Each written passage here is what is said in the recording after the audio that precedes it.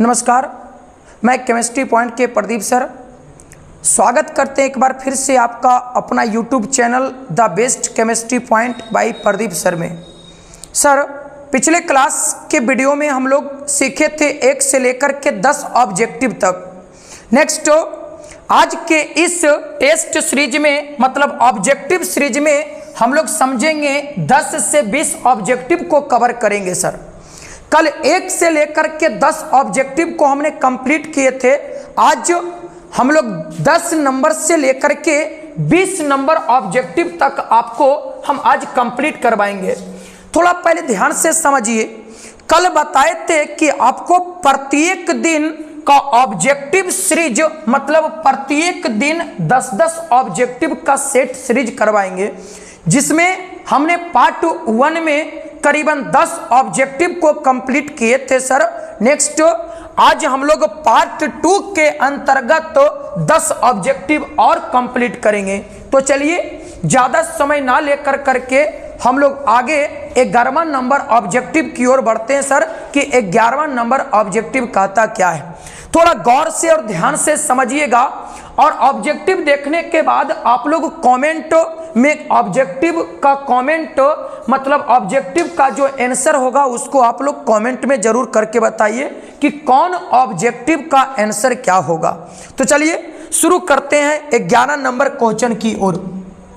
11 number question कहता है क्या, 11 नंबर का क्वेश्चन कहता है कि वैसा घोल जो एक निश्चित ताप पर वैसा घोल जो एक निश्चित ताप पर संयोजन में बिना किसी प्रकार के परिवर्तन के उबलता है उसे कहते हैं। आप लोग कमेंट कर करके बताइए कि कौन से मतलब ऐसा घोल है जिसको मतलब एक निश्चित ताप पर संयोजन में बिना किसी प्रकार के परिवर्तन के उबलता है। इसका ऑप्शन नंबर ए दिया हुआ है, एजोट्रॉपिक मिक्सचर, जिसका हिंदी होता है स्थिर क्वाबी होता है, स्थिर क्वाबी मिश्रण। दूसरा ऑप्शन नंबर बी दिया हुआ है अनसेचुरेटेड, जिसका हिंदी होता है असंतृप्त। और ऑप्शन नंबर सी दिया हुआ है सुपर सेचुरेटेड, जिसका हिंदी होता है अति संतृप्त। और डी इसमें दिया हुआ है आइडियल, जिसका हिंदी होता है आदर्श। आप लोग कमेंट करके बताइए सर कि 1 नंबर यानी पार्ट 2 का पहला क्वेश्चन का आंसर क्या होगा। बहुत सारे बच्चे का कमेंट आ रहे हैं सर, बहुत सारे बच्चे का कमेंट आ रहे हैं सर कि 1 नंबर ऑब्जेक्टिव का राइट आंसर ए होगा। बहुत अच्छा, 1 का आंसर आपका ए होगा, जिसका नाम है स्थिर क्वाबी मिश्रण। याद रखिएगा कि वैसा घोल कहता है कि वैसा घोल जो एक निश्चित ताप पर संयोजन में बिना किसी प्रकार के परिवर्तन के उबलता है। तो इसका राइट आंसर याद रखिएगा ए, जिसको बोलते हैं इंग्लिश में एजोट्रॉपिक मिक्सचर, जिसका हिंदी होता है स्थिर क्वाबी मिश्रण। नेक्स्ट अगले ऑब्जेक्टिव की ओर चलते हैं।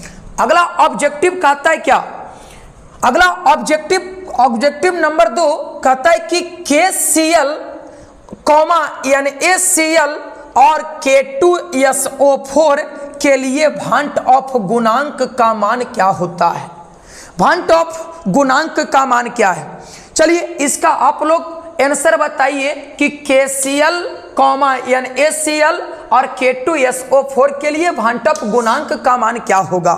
सर, ऑप्शन दिया हुआ है ए में 1,1 और 2, ऑप्शन नंबर बी है 2,2 और 2, ऑप्शन नंबर सी है इसका 2,2 और 3, और ऑप्शन नंबर डी है सर इसका 1,1 और 1।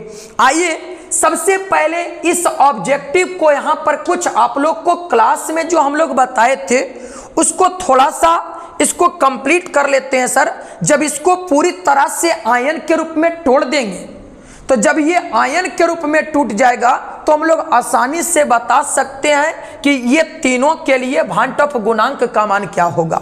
चलिए ध्यान से समझिए। सर, सबसे पहला क्वेश्चन नंबर 2 दिया हुआ है। क्वेश्चन नंबर 2 का सबसे पहला KCl KCl, तो KCl को यदि हम लोग आयन के रूप में तोड़ते हैं तो सर आपको पार्ट नंबर फर्स्ट यानी पहले वीडियो में आपको बताए थे कि दुनिया का कोई भी यौगिक रहता है, यदि उसको आयन के रूप में तोड़ने के लिए कहा जाए तो जो सबसे पहले होता है सर उस पर हमेशा देते हैं प्लस वाले चार्ज, और जो बाद में रहेगा उस पर देते हैं माइनस वाला चार्ज। देखिए क्वेश्चन नंबर दूसरा कह रहा है KCl, NaCl और K2SO4 के लिए भांट ऑफ गुणांक का मान क्या होगा। आयन सर इसको पहले सोल्व करते हैं, इसको पहले आयन के रूप में तोड़ के देखते हैं। सबसे पहला KCl, तो KCl में सबसे पहले यहां लिखा हुआ है K, तो जे पहले आप बिल्कुल माइंड में सेट कर लेना, जे पहले रहता उस पर हमेशा देते हैं प्लस, और जे बाद में रहता उस पर हमेशा देते हैं माइनस। देखो बताओ, K के ऊपर हो गया प्लस और Cl के ऊपर हो गया माइनस, तो K के कॉफिशिएंट में कुछ नहीं, तो K के कॉफिशिएंट में कुछ नहीं तो 1 है, और इस Cl के भी कॉफिशिएंट में कुछ नहीं तो 1, तो 1 और 1 को जोड़ेंगे तो बताओ टोटल आयन की संख्या कितना हो जाएगा 2, यानी KCl में टोटल आयन की संख्या निकल गया 2।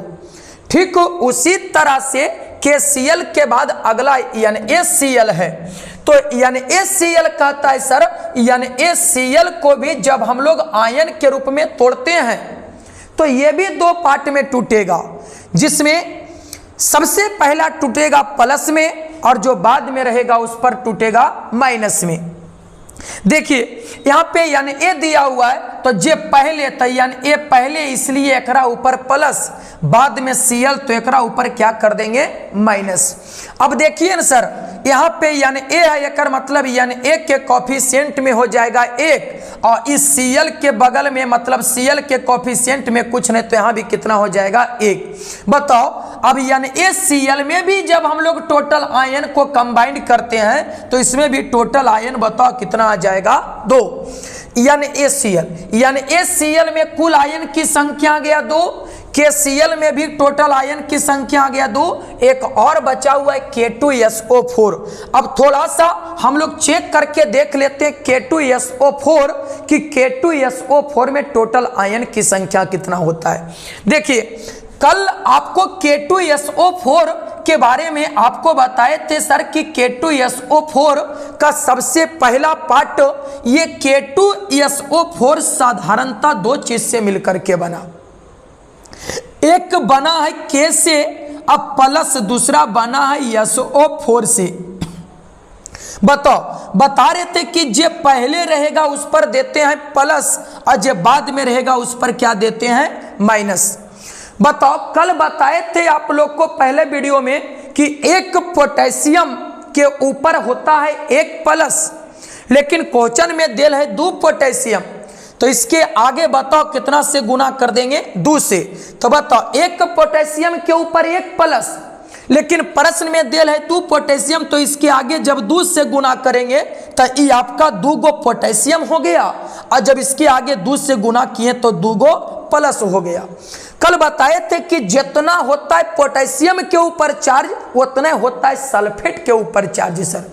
तो पोटेशियम के ऊपर 2 प्लस, तो सल्फेट के ऊपर भी होना चाहिए 2 माइनस, तो एकरा आगे जब 2 से गुना कर देंगे तो SO4 के ऊपर हो गया 2 माइनस। बताओ अब K के कॉफिशिएंट में आपको दिखाई दे रहा होगा 2, और SO4 के कॉफिशिएंट में कुछ नहीं तो कितना 1, जब 2 और 1 को जोड़ेंगे तो बताओ टोटल आयन कितना दिखाई देगा 3। अब देखिए जब ये तीनों को हम लोग आयन के रूप में तोड़े तो आयन के रूप में टूटा, तो टूटने पर देखो पहला क्या क्या दिखाई दिया, KCl में टोटल आयन, तो KCl में टोटल आयन दिखाई दिया आपका 2। अब बताओ NaCl में भी आपका दिखाई दिया 2। अब बोलो K2SO4 में टोटल आयन कितना है 3। अब इस ऑप्शन में आप मिलाइए कि किस ऑप्शन में 2,2 और 3 है।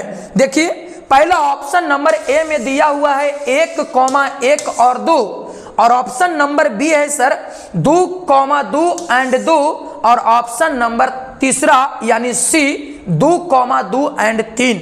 बताओ तो इसका राइट आंसर क्या हो जाएगा? सी। यानी कह सकते हैं हम लोग कि KCl, NaCl और K2SO4 के लिए भांट ऑफ गुणांक का मान होता है 2,2 एंड कितना होगा?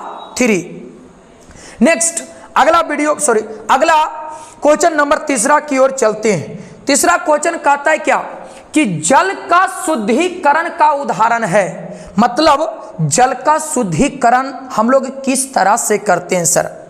तो जल का शुद्धिकरण करने का क्या तरीका है, जल का शुद्धिकरण कैसे करते थे?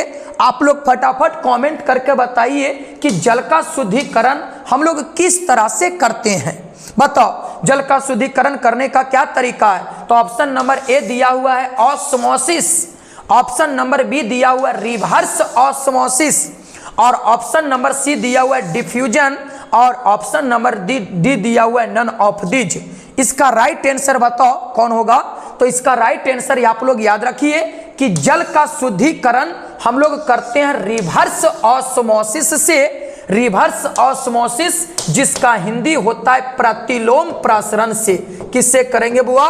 प्रतिलोम प्रसरण से करते हैं। याद रखिए जल का शुद्धिकरण जब भी हम लोग कर सकते हैं तो जल का शुद्धिकरण बताओ किसके द्वारा करते हैं? तो रिवर्स ऑस्मोसिस के द्वारा, जिसका हिंदी होता है प्रतिलोम प्रसरण के द्वारा। नेक्स्ट क्वेश्चन नंबर 4 की ओर चलते हैं। कहता है क्या? क्वेश्चन नंबर 4 कहता है कि राउल्ट के नियम के अनुसार प्रत्येक अवयव का आंशिक वाष्पदाब समानुपाती होता है। मतलब राउल्ट के नियम के अनुसार प्रत्येक अवयव का आंशिक वाष्पदाब किसके समानुपाती होगा? चलिए ऑप्शन नंबर इसका दिया हुआ है ए मोलरता, ऑप्शन नंबर बी मोललता, ऑप्शन नंबर सी मोल अंश, ऑप्शन नंबर डी सभी। चलिए आप लोग कमेंट करके बताइए कि राउल्ट के नियम के अनुसार प्रत्येक अवयव का आंशिक वाष्पदाब किसके समानुपाती होता है? सर बहुत सारे बच्चे का कमेंट आ रहा है कि सर इसका राइट आंसर सी होगा। बहुत बढ़िया। प्रत्येक अवयव मतलब राउल्ट के नियम के अनुसार प्रत्येक अवयव का आंशिक वाष्पदाब मोल अंश के बताओ क्या होता है? समानुपाती होता है। तो क्वेश्चन नंबर 4 का राइट आंसर सी होगा। नेक्स्ट क्वेश्चन नंबर 5 की ओर चलते हैं। क्वेश्चन नंबर 5 कहता है क्या कि निम्नलिखित में कौन वाष्पदाब का अवनमन का सही सूत्र है? निम्नलिखित में कौन वाष्पदाब का अवनमन का सही सूत्र है? बताइए वाष्पदाब के अवनमन का सही सूत्र क्या होता है? आप लोग जल्दी ऑब्जेक्टिव नंबर 5 का कमेंट करके बताइए 5 का आंसर क्या होगा। ऑप्शन नंबर ए दिया हुआ है P0B plus PS, option number B दिया हुआ है P0B minus PS, option number C PS into P0B, और ऑप्शन नंबर डी ऑल मतलब सभी। चलिए बताइए 5 नंबर यानी क्वेश्चन नंबर 5 का राइट आंसर क्या होगा? इसका राइट आंसर होगा सर कि निम्नलिखित में जो कौन वाष्पदाब मतलब जो ये आपका वाष्पदाब का अवनमन का सही सूत्र का रहा है, तो इसका सही सूत्र होगा P0B माइनस PS। याद रखिए क्वेश्चन नंबर 5 का आंसर होगा आपका option number B. Next question number 6 की ओर चलते हैं। क्वेश्चन नंबर 6 कहता है क्या कि CaCO3 का तुल्यांकी भार क्या होगा? CaCO3 का तुल्यांकी भार, ऑप्शन नंबर इसका दिया हुआ है ऑप्शन नंबर ए। यहाँ से ऑब्जेक्टिव में थोड़ा सा टाइपिंग में गलती हुआ। Option number A, option number A में है 40, ऑप्शन नंबर बी में है 30, ऑप्शन नंबर सी में है 50 और ऑप्शन नंबर डी में है 5। इसका राइट आंसर आप लोग बताइए कि CaCO3 का तुल्यांकी भार क्या होगा? माइंड में सेट करिए सर कि अगर CaCO3 कह दिया तो CaCO3 का तुल्यांकी भार बोलो कितना होता है? 5 होता है। आइए सर थोड़ा सा इसको हम लोग कैलकुलेशन करके चेक कर लेते हैं कि CaCO3 का तुल्यांकी भार 50 कैसे होता है। CaCO3 का तुल्यांकी भार कैसे होता है 50। समझिए Ca, तो Ca का परमाणु संख्या होता है 20, इसका परमाणु द्रव्यमान संख्या होता है 40। अगला कार्बन, कार्बन का परमाणु संख्या 6, इसका द्रव्यमान संख्या होता है 12। फिर आपका ऑक्सीजन, ऑक्सीजन का परमाणु संख्या 8, इसका परमाणु संख्या 8, इसका द्रव्यमान संख्या होता है 16। अब समझिए यहां पर कैल्शियम, तो कहता है कि कैल्शियम, इस प्रश्न में कैल्शियम की संख्या 1, तो एक कैल्शियम का द्रव्यमान हो जाएगा 40, फिर करेंगे प्लस। यहां पर कार्बन की भी संख्या 1 है, तो एक कार्बन का द्रव्यमान होता है 12, तो करेंगे 12। फिर कहता है ऑक्सीजन 3 गो, तो एक ऑक्सीजन के 16, तो 3 गो हो जाएगा 16 तिया कितना 48। जब 40, 12 और 48 को जोड़ेंगे तो आपका हो जाएगा 100। और थोड़ा सा समझिए सर, ये कैल्शियम मतलब CaCO3, ये दोनों को जब हम लोग आयन के रूप में तोड़ते हैं तो CaCO3 को जब आयन के रूप में तोड़ेंगे तो कैल्शियम के ऊपर होता है 2 प्लस और CO3 के ऊपर होता है 2 माइनस। बताओ कैल्शियम के ऊपर है 2 प्लस, इसलिए 100 में 2 से भागा देंगे तो बताओ इसका राइट आंसर कितना आएगा 5। एक मतलब कह सकते हैं कि CaCO3 का तुल्यांकी भार कितना होगा 50। नेक्स्ट क्वेश्चन नंबर 6 की ओर चलते हैं। क्वेश्चन नंबर 6 नहीं, क्वेश्चन नंबर 7 की ओर कहता है कि विद्युत अपघट का उदाहरण है, मतलब विद्युत अपघट का उदाहरण क्या होगा।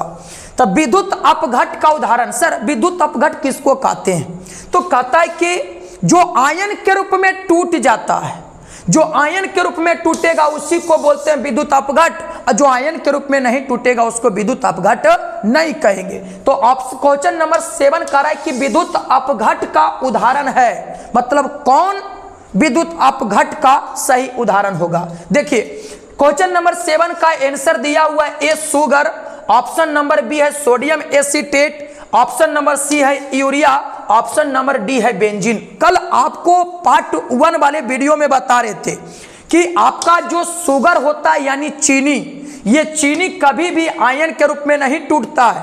कल भी आपको पहला वीडियो में बताए थे यूरिया हो गया या बेंजीन, ये शुगर, यूरिया और बेंजीन ये तीनों आपका आयन के रूप में नहीं टूटता है, लेकिन ये सोडियम एसीटेट जो है ये आयन के रूप में टूट जाता है। इसलिए विद्युत अपघट का उदाहरण बताओ क्या होगा सर, सोडियम एसीटेट आपका राइट आंसर होगा, यानी क्वेश्चन नंबर 7 का आंसर सोडियम एसीटेट।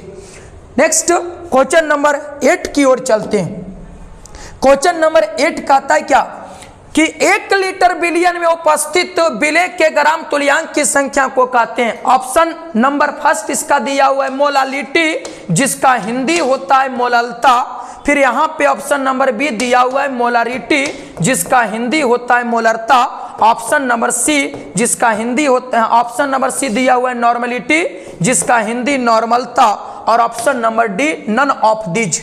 आप लोग कमेंट करके बताइए कि 1 लीटर बिलियन में उपस्थित विलेय के ग्राम तुल्यांक की संख्या को क्या कहते हैं।